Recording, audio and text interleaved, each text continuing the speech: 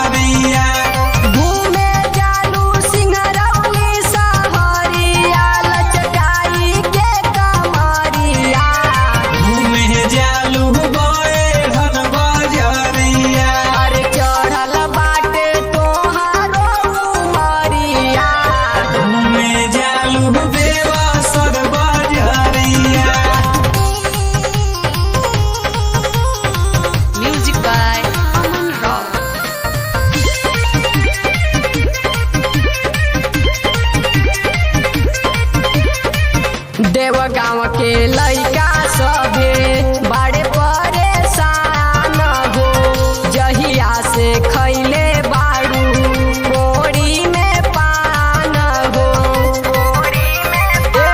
सुना, देव गाँव के लइका सभे बड़े परेशान हो, जहिया से खैले बाड़ू कोड़ी में पान हो।